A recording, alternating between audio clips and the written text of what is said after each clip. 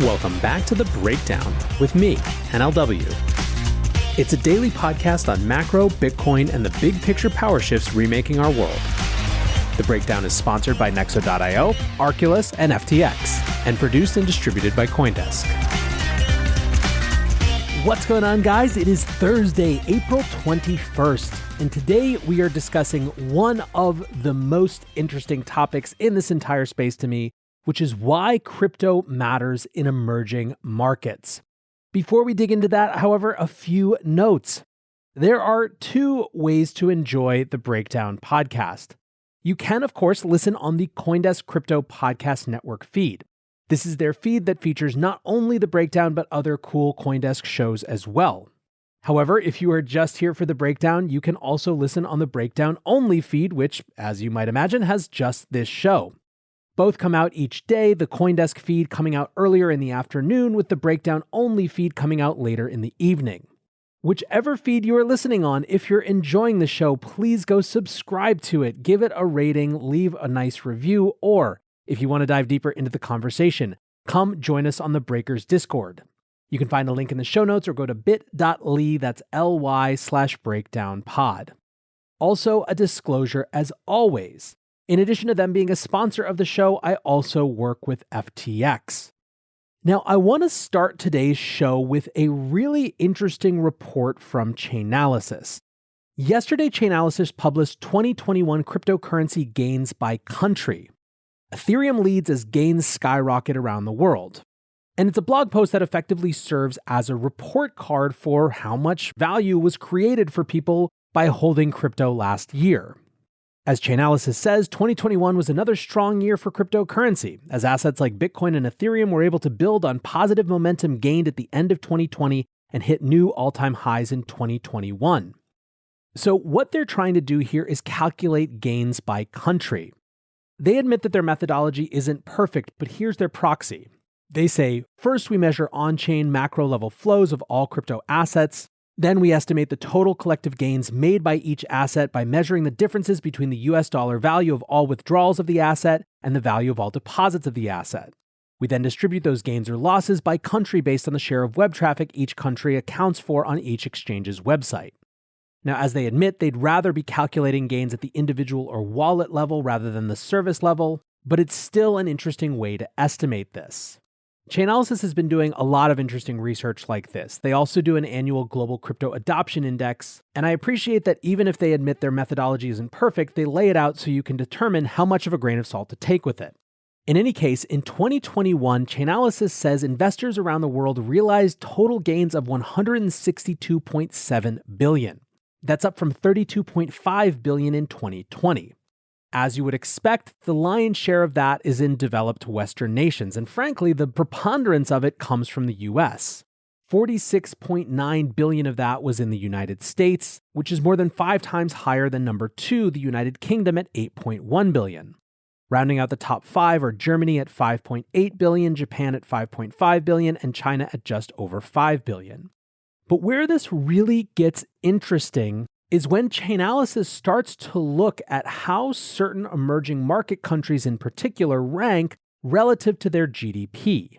They say, like last year, we see many countries whose collective cryptocurrency investment performance seems to be outperforming their rankings in traditional measures of economic prosperity. Here are the 5 examples they give.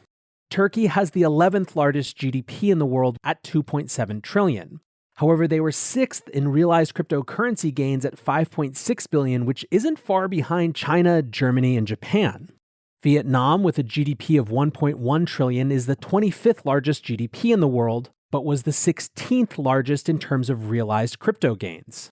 The gap between Ukraine's GDP and its realized cryptocurrency gains is even larger. Ukraine's GDP of $576 billion put them 40th in the world, but they were 13th in realized crypto gains at $2.8 billion. The Czech Republic is 47th at GDP with $460 billion, but 19th in cryptocurrency gains at $1.9 billion. Finally, they point to Venezuela, which is 78th in GDP at $144 billion, but 33rd in their realized crypto gains at $1.1 billion. There are a few interesting things that this demonstrates or at least suggests. The first is the actual utility of assets in these places. Certainly, one part of that is remittances. The global remittance infrastructure continues to be dominated by high-fee intermediaries like Western Union, and so it's not at all surprising to see countries that have high percentages of their GDP in remittances seeing relatively more crypto adoption and relatively higher crypto gains. Another common thread is these are places that have seen some amount of currency devaluation. Turkey, for example, has had huge struggles around its lira, with turmoil in the central banks and just a very unsure monetary system characterized by high inflation. And so again, it's not surprising that you're seeing relatively higher crypto adoption. Finally, and more recently, we're seeing the utility of the portability of this type of wealth in times of strife. There have been many stories of people who have been able to preserve and transport their wealth out of Ukraine during Russia's invasion, thanks to their pre-existing crypto adoption. In this way, although this is a story or a report at least of crypto gains, it's actually really a story about crypto's utility in these types of markets. The other interesting thing about this is what it says about the opportunity that crypto creates to outperform the default economic state of one's country. Since I have been in cryptocurrency, the thing that has made it so exciting to me is the alternative it represents to a sovereign type of money, a sovereign type of store of value.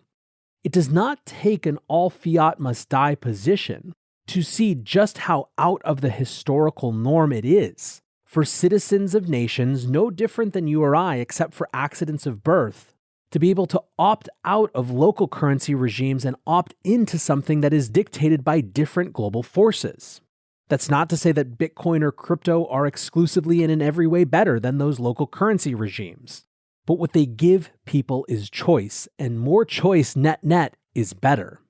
The idea that a smart, savvy Ukrainian or Turkish kid could have been doing better than his average countryman simply by investing in this alternative asset that they knew about by virtue of their participation in a global economic network is to me a pretty inspiring thing. Now, the last interesting note about this report is, as Chainalysis puts it, quote, how much activity in China has declined relative to other countries. So between 2020 and 2021, China's total estimated realized cryptocurrency gains were up. They were up to 5.1 billion from 1.7 billion in 2020, which is an overall year-to-year growth rate of 194%. This is significantly lower, however, than the growth rates in other countries. Germany's gains grew by 423%, the UK saw a 431% increase, and the United States saw a 476% increase. Of course, this likely reflects the fact that the second half of last year was China running crypto and Bitcoin out of the country. Either way, this was a super interesting report. I'll drop a link in the show notes, and I really appreciate this type of analysis.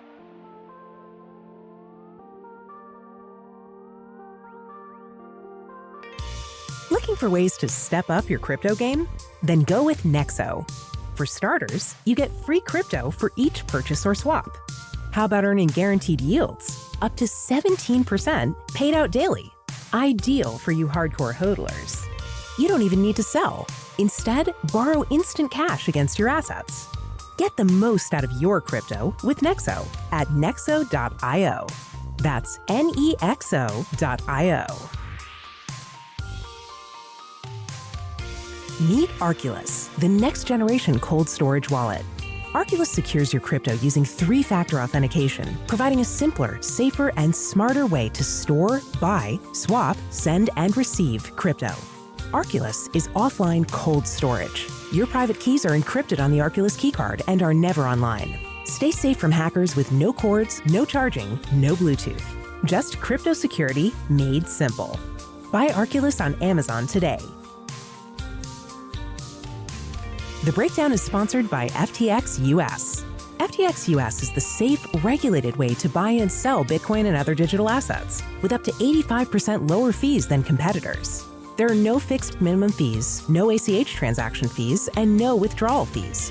One of the largest exchanges in the US, FTX US is also the only leading exchange that supports both Ethereum and Solana NFTs. When you trade NFTs on FTX, you pay no gas fees. Download the FTX app today and use referral code BREAKDOWN to support the show. On the second half of this show, I do want to point out that crypto's role as a way to work around accidents of birth is not universally considered a good thing. And of course, here I'm referring to questions around sanctions evasion. Yesterday, the US Treasury sanctioned BitRiver, a mining operation technically based in Switzerland, but which was started in Russia.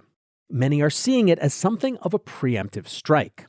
From the Treasury statement, Treasury is also taking action against companies in Russia's virtual currency mining industry. By operating vast server farms that sell virtual currency mining capacity internationally, these companies help Russia monetize its natural resources.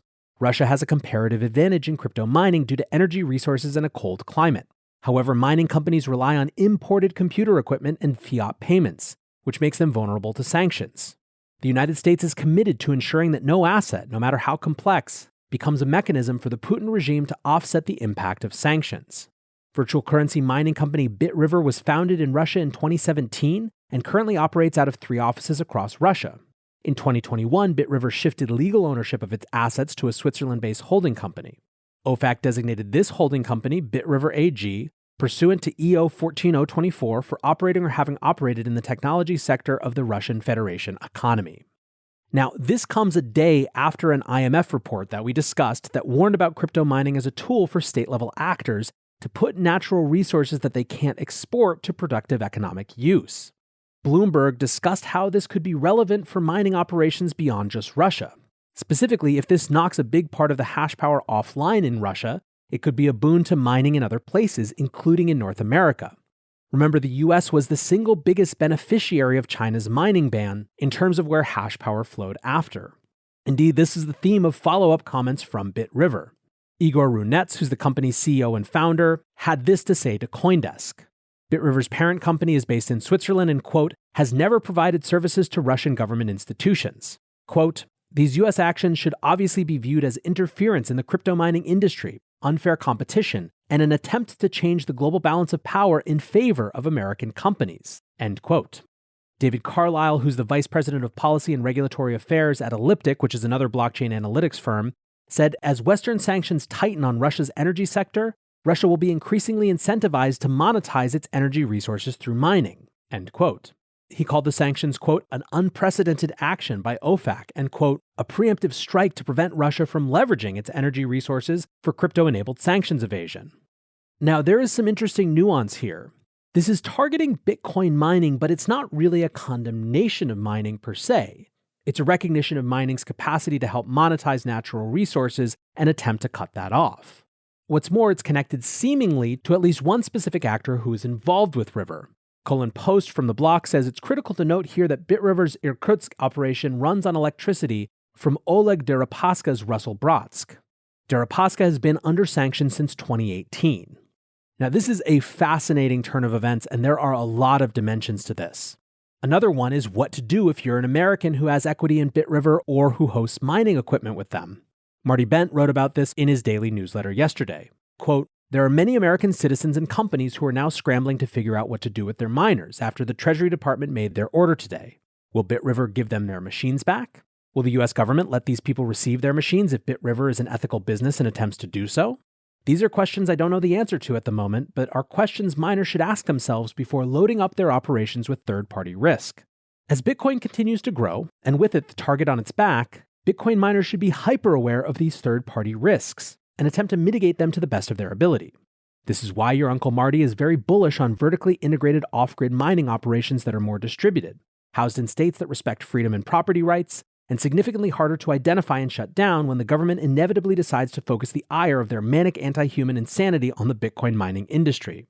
I'm a big fan of the incredible work large-scale miners are doing here in the US and Canada, but I do worry that the federal governments in the US and Canada will find them to be easy political targets to pick on in the future. Now, back to NLW here. I'm still wrapping my head around all of this, but it's very clear that this move has ratcheted up the political game theory around Bitcoin mining. It's not as simple as the easy conversations about banning it or not. It's much more complex, and to me, it's clear that we've definitely entered a new phase in this liminal era of crypto. I will continue to watch this mining story with interest and bring you more details as they emerge. For now, I want to say thanks again to my sponsors, Nexo.io, Arculus, and FTX, and thanks to you guys for listening. Until tomorrow, be safe and take care of each other. Peace. Hey, Breakdown listeners, come join CoinDesk's Consensus 2022, the festival for the decentralized world, this June 9th through the 12th in Austin, Texas. This is the only festival showcasing and celebrating all sides of blockchain, crypto ecosystems, Web3, and the metaverse, and is designed for crypto newbies, investors, entrepreneurs, developers, and creators. Don't miss speakers like Cathie Wood, SBF, CZ, Punk6529, and Joe Lubin, to name just a few. Use code BREAKDOWN to get 15% off your pass at coindesk.com/consensus2022.